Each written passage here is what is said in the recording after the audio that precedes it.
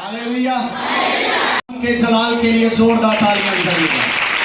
Hallelujah, खुदावंद के जलाल के लिए जोरदार तालियां बजाइएगा।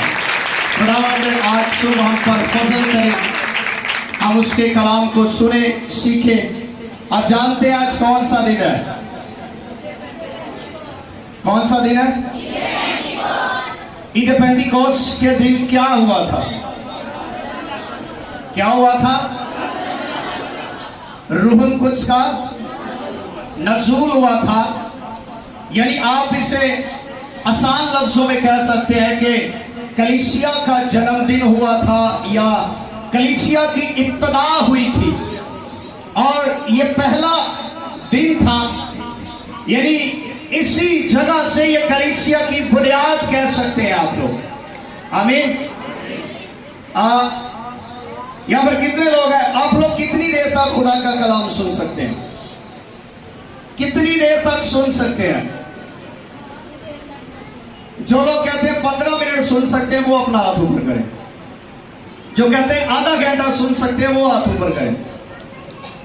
अच्छा, आधे घंटे वाले भी हैं। जो कहते हैं पौना घंटा सुन सकते हैं वो हाथ ऊपर करें। हाँ, अब जो कहते हैं पूरा घंटा सुन सकते हैं वो हाथ ऊपर करें। वाह, खुदावंद आपको बरकत दे। मैं 2 घंटे आपको सुना सकता हूं। खुदावंद ने इस कदर बदन के अंदर कुव्वत दी है कि मैं 2 घंटे आपको प्रीच कर सकता हूं। अगर सुनने वाले हो तो 2 से ऊपर भी जा सकते हैं। ठीक है, तो खुदावंद आपको बरकत दे, आप पर फजल करे।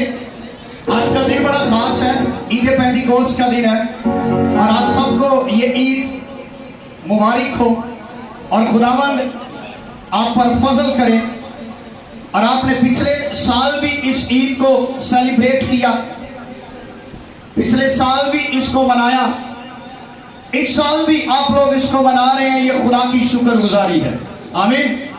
यहां पर कितने लोग हैं जो लोग रूहुल कुद्स से मामूर हैं? पाखरू से जो मामूर है वो जरा हाथ खड़ा करें, ऊंचा करें, जरा अपना हाथ ऊपर करें। जो लोग पाखरू से मामूर है, आमीन। अब वो लोग जो पाखरू से मामूर नहीं है वो भी हाथ खड़ा करें जरा। अभी भी बहुत सारे लोग हैं जिन्होंने यीशु मसीह को कबूल नहीं किया, वो हाथ खड़ा करें जरा ऊपर। अभी भी बहुत सारे लोग हैं जिन्होंने यीशु मसीह को कबूल नहीं किया। आज का कलाम जो है ये बड़ा खास है, इसे गौर से सुनिएगा। सबसे पहले उनके लिए है जो रूहुल कुद्स से मामूर हो चुके हैं, जो मामूर हो चुके हैं और ये कहते हैं कि मैं ईमानदार हूं, मेरे अंदर खुदा का रूह काम करता है, रूहुल कुद्स काम करता है। वो आज अपनी जिंदगी का मुआसना खुदा के कलाम के साथ कीजिएगा। और मैं ईमान रखता हूं कि ये कलाम जो है ये आपकी जिंदगी को तब्दील करेगा, आपकी जिंदगी के अंदर नई डायरेक्शन, नई सुबह और नई बरकत को लेकर आएगा। और जितने लोग रूहुल कुद्स से मामूर नहीं है वो भी इस कलाम को गौर से सुनिएगा ताकि आपकी रहनुमाई हो, ताकि आज आप खाली आए हैं और खाली लौट कर ना चले जाए और कोई तिश्ना यहां से खाली ना जाए। और ये खुदा भरने को तैयार है, खुदा देने को तैयार है। रूहुल कुद्स का नज़ूल हो चुका है, इब्तिदा हो चुकी है।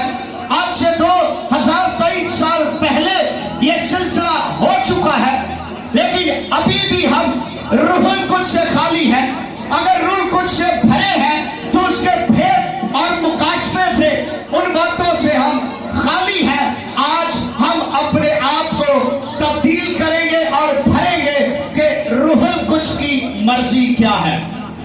आप जानते हैं कि आपके बदन पर जो बैज लगा हुआ है उसके ऊपर कौन सा फ्रूट लिखा हुआ है? आपके बदन पर जो बैज लगा उस पर कौन सा फ्रूट लिखा है? आप उसी फ्रूट के साथ अपनी जिंदगी का मुआवजा करें। क्या देखें कि ये फ्रूट जिसका नाम आपके बैज के ऊपर लिखा हुआ है, मोहब्बत है, मेहरबानी है, हिल्म है, परहेजगारी है, नेकी है, शादमानी है, जो कुछ आपके बैज पर लिखा हुआ है, क्या ये फ्रूट आपके अंदर है? आज जरा इस बात पर गौर कीजिएगा। सोचें कि क्या ये जो फ्रूट मेरे बदन पर लगा हुआ है और इस बैज के ऊपर जो फल का नाम लिखा हुआ है, क्या ये फल मेरी जिंदगी के अंदर है? अगर नहीं है तो फिर सोचने की जरूरत है और आज इस फल को लेकर जाने की जरूरत है और इस फल को अपने साथ लेकर जाएंगे और अपने आप को संवारेंगे ताकि खुदा हमारी जिंदगियों में अजीब तौर से काम करे। और खुदा आज जो फ्रूट्स मुझे मिला है, जो फ्रूट्स मेरे बदन के ऊपर है, जो फ्रूट्स मेरे बाजू के ऊपर है, जो फ्रूट्स मेरे दिल के ऊपर है, ये फ्रूट आज मेरी जिंदगी में मेरे साथ जाएगा। और ये फल, ये नेमत, ये फल जो है ये मेरे साथ जाएगा। ईद पेंटिकोस्ट का मतलब हम सब जानते हैं कि 50वां दिन कहा जाता है। ये यूनानी जुबान का लफ्ज है और अहदे अतीक के अंदर पेंटिकोस्ट का लफ्ज हमें नहीं मिलता है।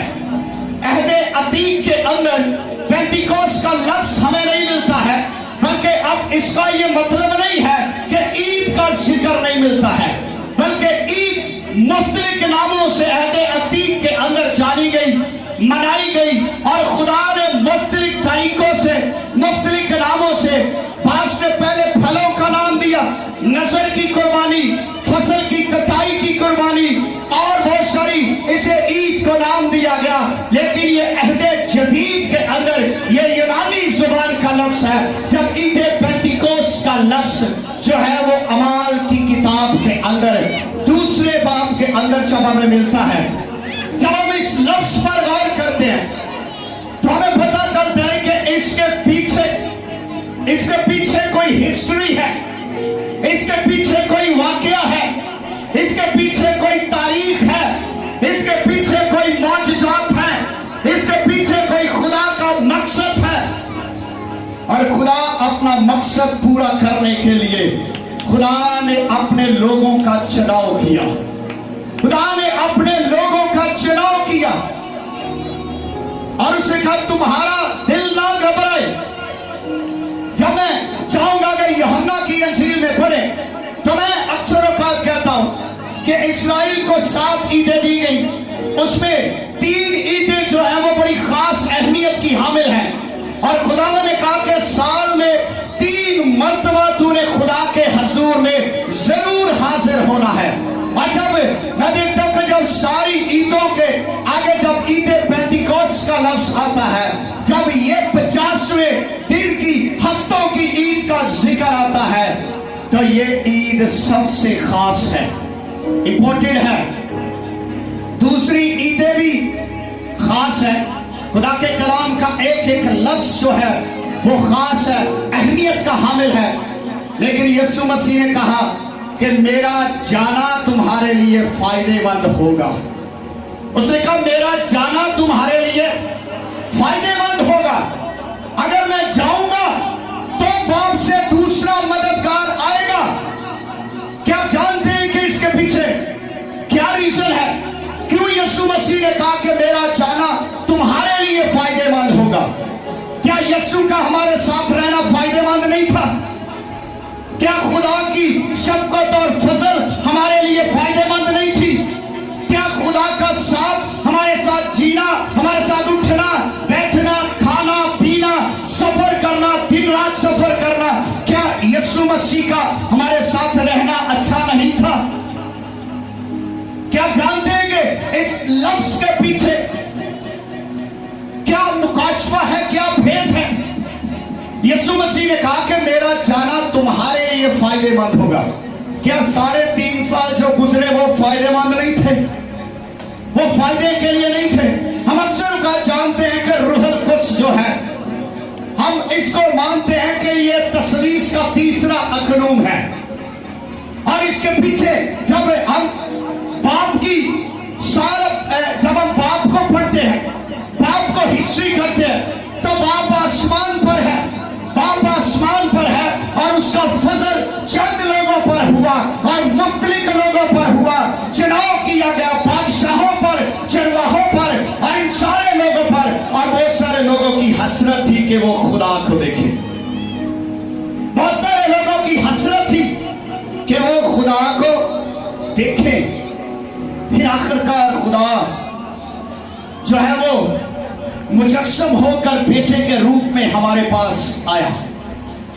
3.5 साल शागिर्दों के साथ रहा, खिदमत करता रहा, सिखाता रहा, मौजज़े करता रहा, बातें करता रहा, सुनाता रहा, समझाता रहा। और आखिरकार याद रखें, बाप आसमान पर रहा है, बेटा साथ खड़ा हुआ है, रूहुल कुद्स अंदर आ गया है, इसलिए ये फायदेमंद है। अब ये 2400 घंटे आपके साथ रहेगा।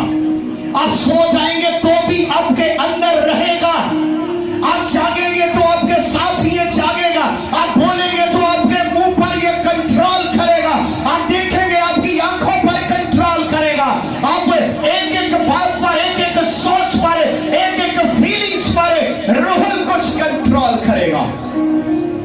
शायद बाज़ लोग यीशु से छुपकर गुनाह कर सकते थे, जैसा यहूदा ने किया। उसने छुपकर सौदा कर लिया, बेच दिया। लेकिन याद रखें, आप जहां कहीं जाएंगे, रूहुल कुद्स आपके अंदर रहेगा और ये कभी भी आप जानते हैं कि रूहुल कुद्स एक पूरी शख्सियत है।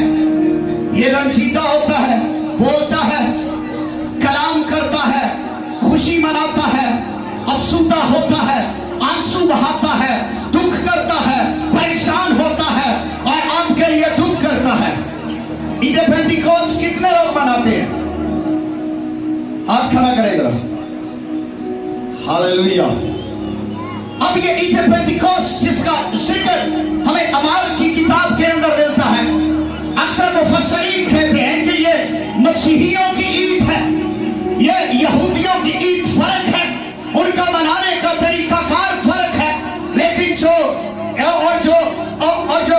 गलील में, यरूशलेम में, उस बालाखाना के उस घर के अंदर ये वाक़या हुआ, उस ईद से उसकी हिस्ट्री, उसका तरीकाकार बदल गया। आमीन। आए खुदावंद के कलाम में से तिलावत करेंगे। निकाले मेरे साथ जिनके पास खुदावंद का कलाम है। लूका रसूल की मार्फत लिखा गया अंजीली बयान है। कलाम खुदा में से लूका रसूल की मार्फत लिखा गया अंजीली बयान है। उसका 24वां बाब है और उसकी 49वीं आयत जो है खुदा के कलाम में से तिलावत करेंगे। गौर से सुनिएगा, खुदावन के कलाम में यह लिखा है, उसकी 49वीं आयत 49 वर्स है कि उसका चैप्टर नंबर 24 है, वर्स नंबर 29 है, 49 है। इसमें से तिलावत करेंगे। लूका रसूल की मार्फत लिखा गया अंजीली बयान है।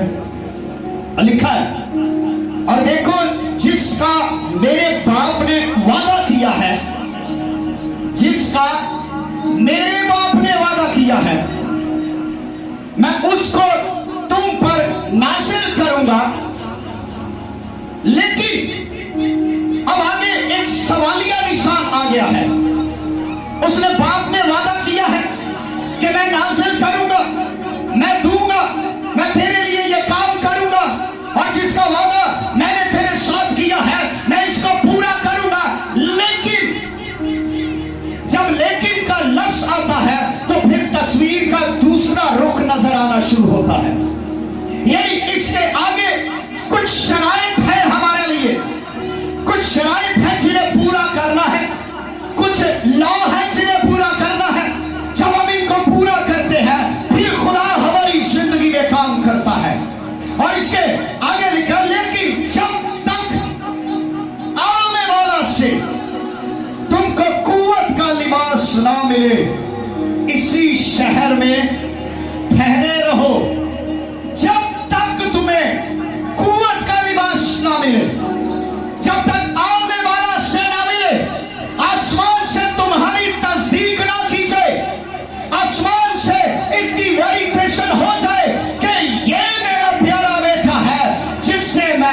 हूं।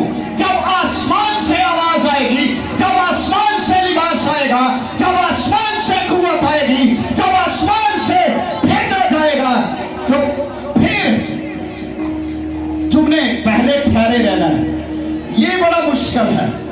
इससे पहले कि यीशु मसीह जो है अपनी खिदमत का इख्तिताम कर रहे हैं, शागिर्दों से जुदा हो रहे हैं, शागिर्दों से जुदा होने के आखिरी लम्हात है, आखिरी कलमात है, आखिरी बातें हैं, आखिरी कलमे हैं जो उनके साथ कहे गए हैं और बोले गए हैं। इससे पहले कि वो आसमान पर उठाए जाए, उन्होंने कहा कि बाला खाना से जब तक तुम्हें आलने बाला से वो कुव्वत का लिबास ना मिले, इसी शहर में ठहरे रहो। प्रॉब्लम कहां पर है? मुश्किल कहां पर है? मुश्किल सिर्फ ठहरने के अंदर ही है, रुकने के अंदर है। जब तक आप रुकते नहीं हैं, आप भरते नहीं हैं।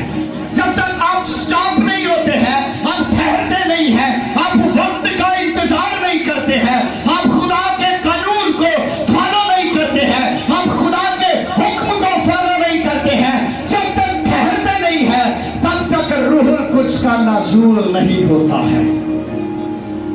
ठहरने का वक्त है। खुदा के कलाम के अंदर लिखा, बस खुदा के कभी हाथ के नीचे ठहरे रहो, वो तुम्हें वक्त पर सर बुलंद करेगा। एक वक्त ठहर चुका है और यही बात है, यही चीज है कि आजकल ईमानदार के लिए रुकना और ठहरना ये सबसे बड़ी प्रॉब्लम है, ये सबसे बड़ी मुश्किल है और ये सबसे बड़ी मुसीबत और प्रॉब्लम और शैतान का सबसे बड़ा हथियार जो है वो यही है कि वो इंसान को खुदा की हजूरी में ठहरने नहीं देता है, वो खुदा की कुर्बत के अंदर, प्रेजेंस के अंदर ठहरने नहीं देता है। उसने यही किया।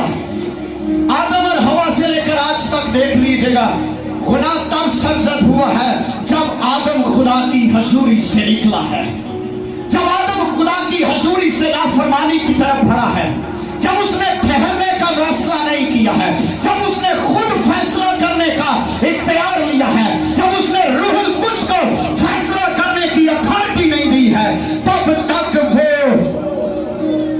खुदा की हजूरी से दूर रहा है। और यार यही सबसे बड़ी प्रॉब्लम, बिग मिस्टेक जो स्पिरिचुअल लोग करते हैं, रूहानी लोग करते हैं, जो रूल कुछ को पा चुके हैं और रूल कुछ की हजूरी से, उसके मुकाशफे से बेखबर है। याद रखे, रूहुल कुछ पा लेना ये कोई बड़ी बात नहीं है। रूहुल कुछ पा लेना ये कोई बड़ी बात नहीं है। आपके दरख्त के ऊपर फ्रूट लगना ये सबसे बड़ी बात है। आपके अंदर जो फल है, आपके अंदर जो जड़ लग गई है, आपके अंदर जो बीज बोया गया है, जब ये दरख्त तो बन गया है। लिखा है कि यीशु मसीह फल तलाश करने के लिए आया और ना मिला, तो उसने क्या किया? उसने कहा इसको काट दो, इसको काटो। ये जगह रोक रहा है, ये वक्त जाया कर रहा है, ये वक्त जाया कर रहा है। मैंने इसे बड़ा वक्त दिया है, ये वक्त जाया कर रहा है। आप पर रूहुल कुछ का फल जो है आपकी जिंदगी के अंदर नजर नहीं आता है, आप काट डाले जाएंगे। आपको फल लेने के लिए माली के पास ठहरना पड़ेगा, ताकि वो वक्त पर आपकी गोडी करे, आपकी देखभाल करे, आपको स्प्रे करे, आपके वो गंदे जर्म्स, जो कीड़े जो कानों में, आंखों के अंदर आते हैं, उनको खत्म करे, ताकि आप पर फ्रूट लगे। जब मालिक आए तो कहे वो इस पर मोहब्बत का भी फ्रूट है, इस पर खुशी का भी, शादमानी का भी, हिलम का भी, प्रेजगारी का भी, ईमानदारी का भी फ्रूट है, तो वो खुश होगा। वो फ्रूट तलाश करने के लिए आता है, और फ्रूट आता नहीं है इसका मतलब क्या है? ईमानदार ठहरते नहीं है। ये सबसे बड़ा मुश्किल है, प्रॉब्लम है। यीशु मसीह ने कहा कि मैं तो जा रहा हूं, लेकिन एक तुम्हें नसीहत करके जा रहा हूं, एक तुम्हें कानून देकर जा रहा हूं, एक तुम्हें बात, एक सलाह देकर जा रहा हूं। जब तक ठहरे रहना, तब तक जब तक कुव्वत का रूहुल कुछ ना मिल जाए। याद रखें, गैर जुबानी बोलना, बहुत सारे लोग गैर जुबाना भी बोली जाने ने, गैर काम भी करी जाने ने। बहुत सारे लोग ऐसे काम करते वो समझते हम ईमानदार है, गैर जुबानें बोलते हैं। आगे चलकर सीखेंगे कि गैर जुबानें जो है वो किस तरीका से नाजिल होती है, किस तरीका से आती है। जब यीशु मसीह ने उनको कहा तो फिर वो जमायत जो है उन्होंने उस बात को फॉलो कर लिया, कलाम को सुन लिया, कलाम पर अथॉरिटी रखी और कलाम को इख्तियार कर लिया और सुना कि जो हमारा मालिक, हमारा उस्ताद, हमारा भाई जो हमें हुक्म करके गया है हम उस बात पर ठहरे रहेंगे। और लिखा है जब वो अमाल की किताब पहले बाब 12वीं आयत में पढ़ते हैं तो लिखा है कि जैसे ही वो उस जैतून के पहाड़ से नीचे उतरे तो वो यरूशलेम के अंदर गए और उसी दिन से वो दुआ करने में मशगूल रहे। रूह कुछ पाना है तो ठहरना पड़ेगा, स्टॉप, रुकना पड़ेगा, रुकना पड़ेगा, वफादारी दिखानी पड़ेगी, ये सबूत देना पड़ेगा कि आप वफादार हैं, ये प्रूफ करना पड़ेगा कि आप ईमानदार हैं, ये प्रूफ करना पड़ेगा कि आप खुदा से प्यार करते हैं, ये प्रूफ करना पड़ेगा कि आप बुरी राहों से फिरे हुए हैं, ये प्रूफ करना पड़ेगा कि आप खुदा के कलाम पर अमल करते हैं। जब तक आप प्रूफ नहीं करेंगे रूह कुछ नहीं मिलेगा। बहुत सारे लोग हैं जो बैप्टाइज होते हैं फौरन से पाक रूह से भर जाते हैं। मैं अक्सर औकात कहता हूं जल्दी पाक रूह से भरना नहीं चाहिए। लोगों को कदर नहीं होती पाक रूह की। वो जब किसी को फ्री में दे देना, किसी को ये रुमाल ही दे दे फ्री में, बेटा ये ले जा रुमाल, तो वो पता क्या करेगा, उसे पता ही नहीं है इसकी कीमत क्या है, वो फेंक देगा, इस्तेमाल नहीं करेगा। जिस दिन आपको मिला बेटा इसके पैसे अदा करो, मैं कहता हूं जब पाक रूह आपको मिले आपके आंसू बहने चाहिए, आपको आंसुओं के साथ मिलना चाहिए, आपको घुटनों के बल आकर मिलना चाहिए, आपका माथा रगड़ना चाहिए जमीन पर, आपकी आंखों से आंसू जारी होने चाहिए ताकि आप पाक रूह की अहमियत को समझ आए, ताकि आप खुदा की शख्सियत से वाकिफ हो जाए, ताकि आप खुदा की पाकीज़गी को जान जाए, ताकि आप खुदा की कुर्बत को जान जाए, ताकि आप कलाम की अथॉरिटी को जान जाए। जब बगैर आंसू बहाए चीजें मिल जाती है ना, उसकी कदर नहीं होती है। आंसू बहाने की जरूरत है। लिखा है जब ईद पेंटिकॉस्ट का दिन आया तो वो सब एक जगह जमा थे। क्या कर रहे थे जी?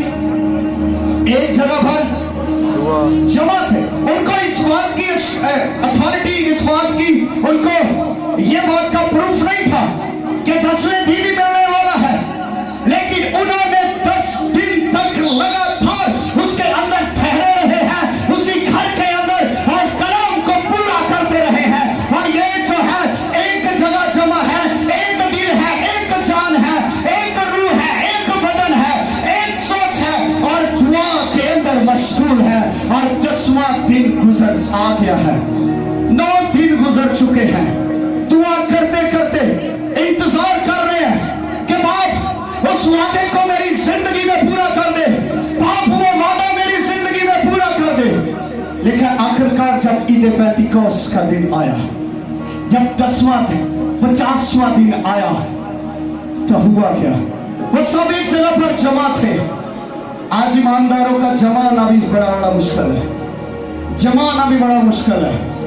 वो 120 एक जगह पर थे, हम 20 लोग एक जगह पर मुत्तफिक होकर नहीं बैठ सकते।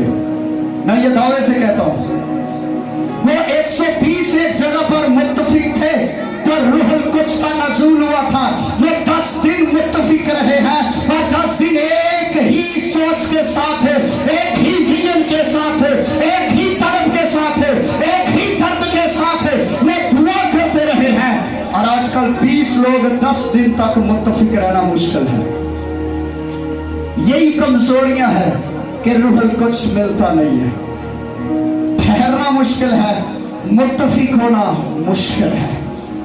और वो 120 लोग हैं जो ठहरे हुए हैं, औरतें और मर्द भी हैं और उनमें सारे ठहरे हैं। लिखा क्या है कि यका आसमान से ऐसी आवाज आई। क्या जब आप दुआ करते कभी आसमान से आवाज आई है? आपने जब बैप्टाइज हुए थे आसमान से आवाज आई थी। आप जब दुआ करते हैं आसमान से आवाज आती है। हम आसमानी आवाज के मुतलाशी नहीं है, हम दाएं बाएं की आवाजें सुनना पसंद करते हैं। हम दुआ करके दाएं बाएं की बातें सुनना पसंद करते हैं। हम अपनी खुशामद को पसंद करते हैं। हम अपने अंदर सेल्फ को पसंद करते हैं। हम अपने अंदर वो सारा एटीट्यूड को पसंद करते हैं। उन्होंने इस बात को नहीं लिखा। क्या लिखा है कि आसमान से आवाज आई। एक बार पहले भी आवाज आई थी कि ये मेरा प्यारा बेटा है जिससे मैं खुश हूं। और ये वही आवाज है, ये वही गूंज है, ये वही धड़क है कि आसमान से आवाज आई है और ठहरी है कि मैं इन 120 से खुश हूं और मेरा रूह इनके अंदर बसा हुआ है और मेरा रूह इनके अंदर रहेगा। ये मेरी जमात है, ये मेरे लोग हैं, ये ईमानदार हैं, वो ईमानदार है। और 120 दिन तक 120 लोग हैं और 10 दिन तक मुत्तफिक चल रहे हैं। और आखिरकार 10वें दिन हम लोग 4 दिन दुआ करके थक जाते हैं, कहते नहीं 5 दिन हो गए, बड़ी दुआ की थी, कुछ भी नहीं है। अब जगह बदल लेते हैं, अब जगह बदलते हैं। जगह बदलने से खुदा नहीं मिलता है, दिल बदलने से खुदा मिलता है। जगह बदलने से खुदा नहीं मिलता है, पास्टर बदलने से खुदा नहीं मिलता है, गिरजे बदलने से खुदा नहीं मिलता है, सोच बदलने से खुदा मिलता है, दिल बदलने से खुदा मिलता है, लफ्ज बदलने से खुदा मिलता है, और कलाम की कसरत बदलने से कलाम और खुदा मिलता है। लिखा है कि वो मौजूद थे और सारा घर जहां बैठे थे गूंज गया। अब यहां पर एक और दिल बात है, सोचने की बात है। अब यहां पर एक पेंटिकोस्ट का दिन है और मुख्तलिफ ममालिक के अंदर से मुख्तलिफ यहूदी, खुदा तरफ से यहूदी जमा है, इसलिए कि ईद मनाई जाए, ईद को सेलिब्रेट किया जाए और लोग जमा है और हैकल के दाएं बाएं इर्द गिर्द बड़े कहने लगे हैं और बड़े ही यहूदी जमा है। लेकिन ये लोग हैकल में नहीं है, ये लोग एक घर के अंदर है, बाला खाना के अंदर है और वहां पर क्या कर रहे हैं जी? 10 दिन से दुआ कर रहे हैं। याद रखें, हमारा खुदा जो है वो जगह की डिमांड नहीं करता है कि मैं कहां पर हूंगा, बल्कि वो वहां पर आता है जहां पर ईमानदार होते हैं, जहां पर ईमानदार होते हैं। और देखिए वो हैकल के अंदर रूह कुछ का नज़ूल नहीं हुआ है और लाखों की तादाद पर यहूदी है जो वहां पर कुर्बानियां चढ़ाने के लिए आए हैं, जो हदिये देने के लिए आए हैं, जो वहां पर नजराने देने के लिए आए हैं। लेकिन खुदा का रूह घूम कर अपने लोगों के अंदर आया है, अपनी जमात के अंदर आया है। उसे लाखों की जरूरत नहीं है, उसे सिर्फ ईमानदारों की जरूरत है, सच्चाई की जरूरत है।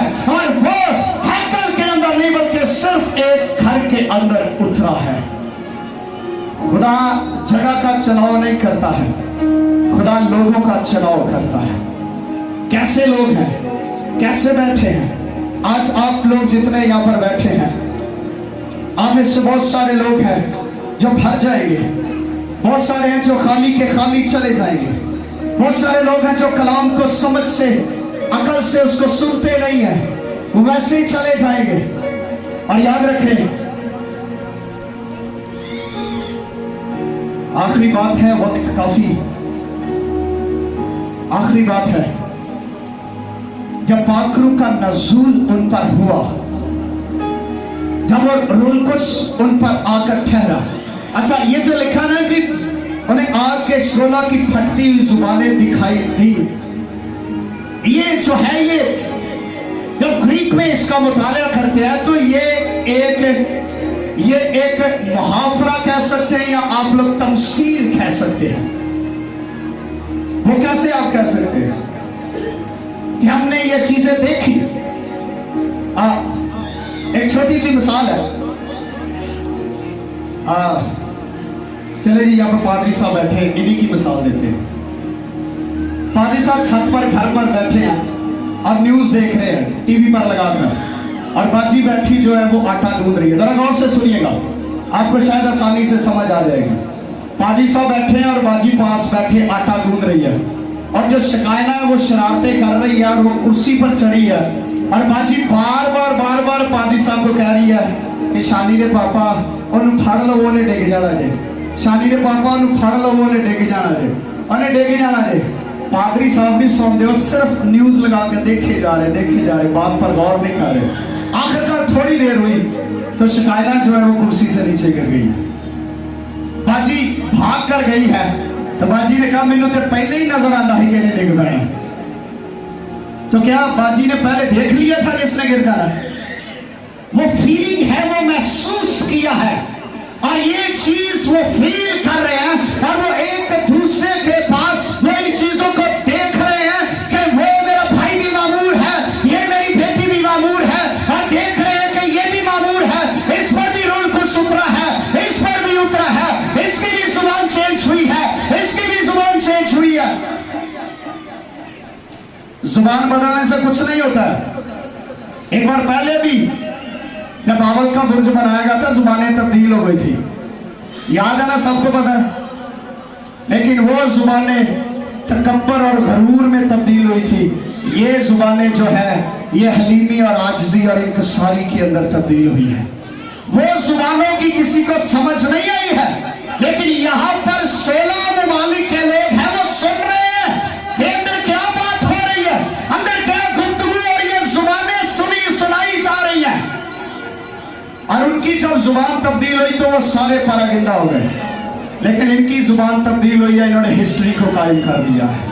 हालेलुया, इन्होंने हिस्ट्री को कायम कर दिया है। जब रूहुल कुछ तब्दील करता है फिर हिस्ट्री कायम होती है, फिर फजल होता है। जब रूहुल कुछ तब्दील करता है, कुछ लोग लागे बैठ के दुआ करते, सुनी सुनाई जो ने बोले ओदे को ले आके आप भी बोलना शुरू कर दे रहे। ऐसी जुबानें नहीं है। लिखा है कि रूहुल कुछ ने जैसी उनको कुव्वत दी, बोलने की कुव्वत दी, वैसे वो बोल रहे थे, अपनी मर्जी से नहीं बोल रहे थे। गैर जुबानें जो है ये रूहुल कुछ का निशान है, ये रूहुल कुछ की अक्कासी करती है, निशान है ये। अगर आप गैर जुबान बोलते हैं, और आखिरी एक और बात है, लिखा जैसे उन पर ठहरी तो वो बोलने लगे। क्या करने लगे? क्या करने लगे? क्या करने लगे? यहाँ पर कितने लोग हैं जो गैर जुबानें बोलते हैं? हाथ खड़ा करेगा ऊपर, ऊंचा ऊंचा ऊंचा। बाजी ताज को अगर हाथ की गल है,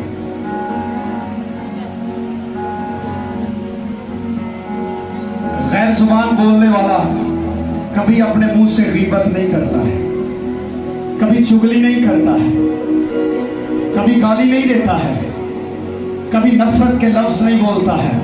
जब खुदा का पाकरू जिंदगी पर आता है, सबसे पहले आपकी जुबान पर कंट्रोल करता है, सबसे पहले आपकी जुबान पर कंट्रोल करता है। जिस ईमानदार की जुबान कंट्रोल में नहीं है, वो खुदा के पाकरू के कंट्रोल में नहीं है। मैं ये 100% आपको बात कह रहा हूं। जिस ईमानदार की जुबान पाकरू के कंट्रोल में नहीं है, खुदा का बंदा दाऊद कहता है कि खुदा मेरे मुंह पर निगहबान बिठा, मेरे लफ्जों की तस्दीक कर, मेरे होठों को पाक कर, ताकि मैं जो कुछ बोलूं वो खुदा तेरी मर्जी से हो, खुदा तेरी मर्जी से बोलूं। अगर ईमानदार के मुंह के अंदर वो जानते हैं कि मैं रूह कुछ से भरा हूं, मैं खुदा के रूह से भरा हूं, वो झूठ भी बोलता है, चुगली भी करता है, हसद भी करता है, बुरे काम भी करता है, नफरत भी करता है, चोरी भी करता है, हसद भी रखता है, डाके भी मारता है, हर तरह के काम करता है, फिर वो खुदा के कंट्रोल में नहीं है, किसी और के कंट्रोल में। अपने आप को चेक करें जाकर, अब ईमानदार है, आप किसके कंट्रोल में है? फिर आप खुदा के कंट्रोल में नहीं है। याद है ना, किसी जानवर को कंट्रोल करने के लिए उसके मुंह के अंदर लगाम दी जाती है कि उसको कंट्रोल किया जाए। और खुदा का पाकरू सबसे पहले जब आपकी जिंदगी में आएगा, आपके लफ्ज तब्दील करेगा, आपकी जुबान तब्दील करेगा, आपकी जुबान को साफ करेगा, आपके दिल को साफ करेगा, आपके दिल के अंदर से कदूरतें, नफरतें, लालच, हसद, बिदतें, लड़ाइयां, झगड़े, कदूरतें, नफरतें खत्म करेगा, और फिर आकर ठहरेगा।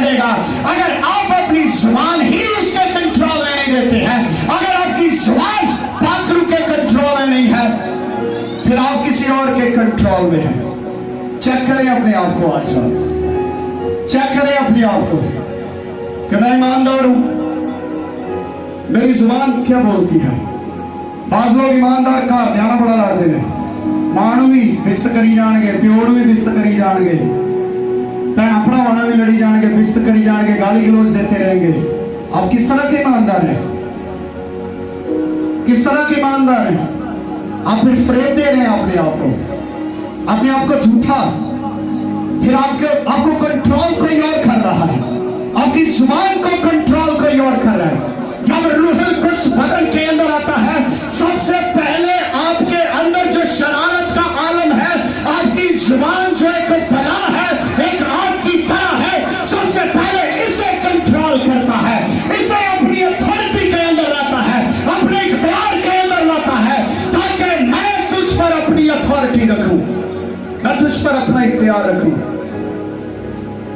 और मैं आपको एक बात बताऊं, सब तो ज्यादा लड़ाइयां दुआ करने वाले के अंदर हुई हैं, सब तो ज्यादा हसद दुआ करने वालों के अंदर है, सबसे ज्यादा बिदतें दुआ करने वालों के अंदर है, सबसे ज्यादा कदूरतें नफरतें दुआ करने वाले के अंदर है। वो क्यों?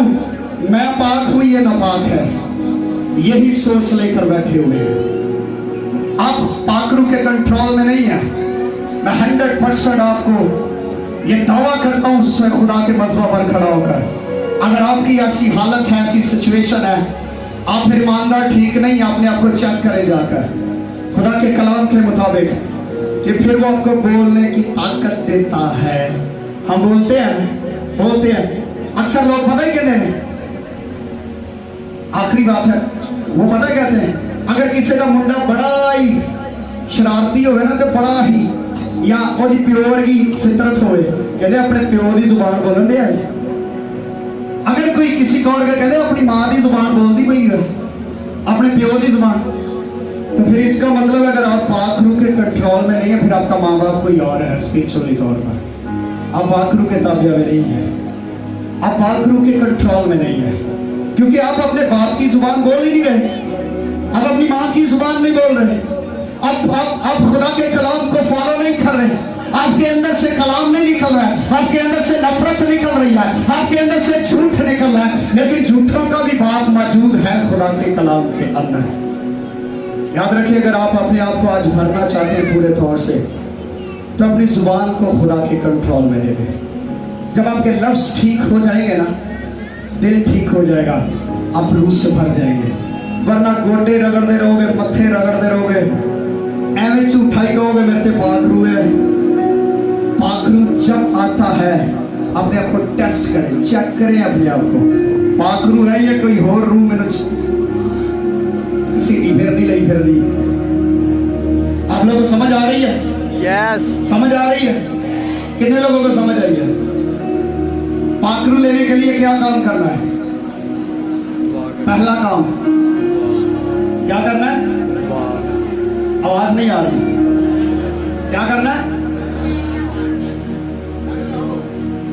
ठहरना है एक जगह पर, एक बाप के नीचे ठहरना है, एक जगह पर स्टॉप होना है। फिर वहां पर आपकी टंग जब तब्दील होगी ना, पहले इसको समझना है। जाओ सब कौमों को शागिर्द बनाओ, उन्हें बाप और बेटे के नाम से बपतिस्मा दो और उनको ये तालीम दो। जब तालीम की समझ नहीं है ना, अब आपको नहीं जानते। अपनी जुबान को साफ करें, दिल को साफ करें, रूहुल कुद्स खुद ब खुद ही आपके अंदर आएगा। और फिर वो तो खुद कहता है कि तुम खुदा का मकदस हो और मेरा रूह तुम्हारे अंदर बसा हुआ है।